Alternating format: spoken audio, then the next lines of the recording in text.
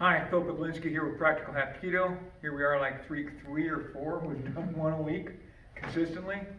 I'm not going to give you a quote unquote technique per se tonight as much as I want to improve or give you things to improve what you're doing.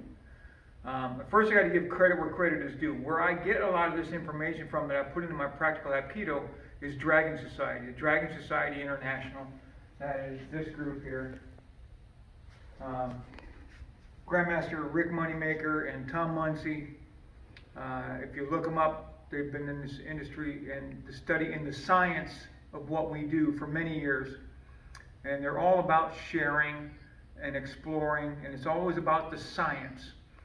And they had come up with something called the players of the game, which when you start to apply that to your technique, you're going to find incredible effectiveness.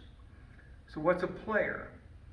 A player is anything that you're doing that increases the effectiveness of your technique.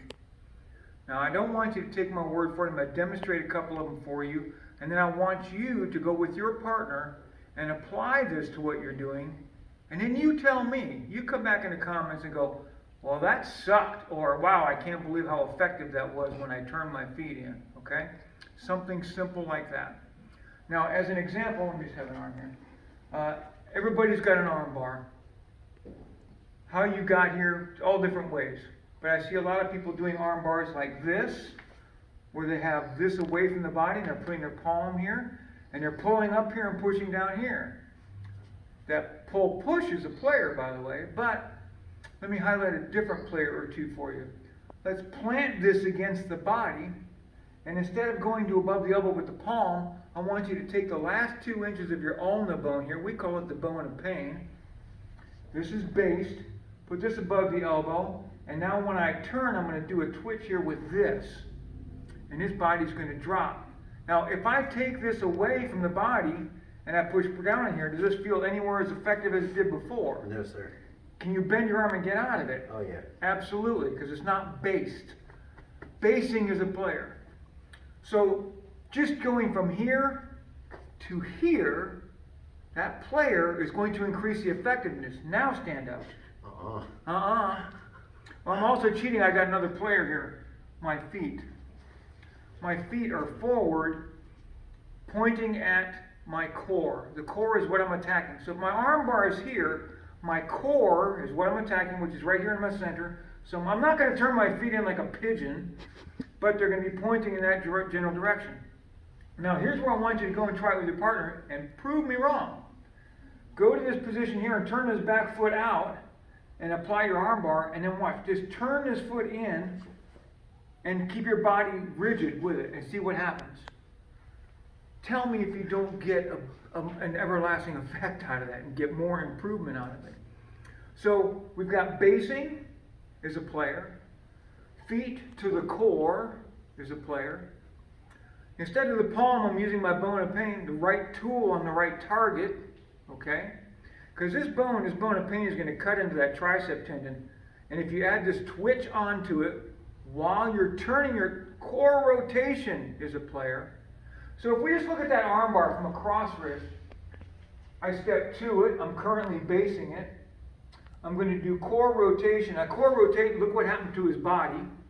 My feet are forward. I latch here, keeping this base, and I go straight to that triple warmer or pressure point above the elbow, and look what we got. This is solid. That's a solid technique right there. Okay? So, you've got to try this stuff and see for yourself. Base it. Whatever technique you're doing, basing it. There's a power zone where we're keeping our hands. We're trying to work in this area. There's a rectangle box right here in front of us, about yay high and about yay wide. My hands in this rectangular area, rectangle box area, that's where my arms are strongest. I'm strongest here. As my hands leave that space, I generally become weaker. So while I'm working on some of these techniques, I'm going to try and keep my hands in my power zone and utilize my core rotation on these to apply the technique and increase the effectiveness.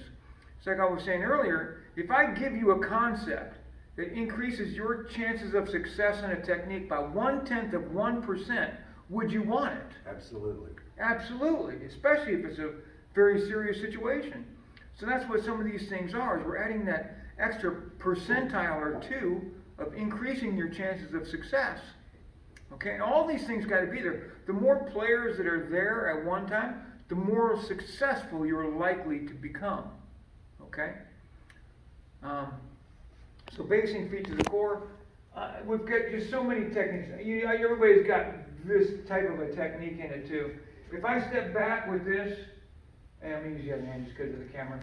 If I step back with this and pull this sideways across me here, that's weak. And my feet aren't pointing to the core. If I'm going to get something like this here, I'm going to keep my body facing this and I'm going to pull this to me. And here my hands again are in that power zone. Another player is sinking.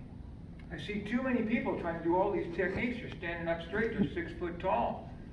Take your 6 foot and drop down to 5'6". Bend these legs. Get some structure in there.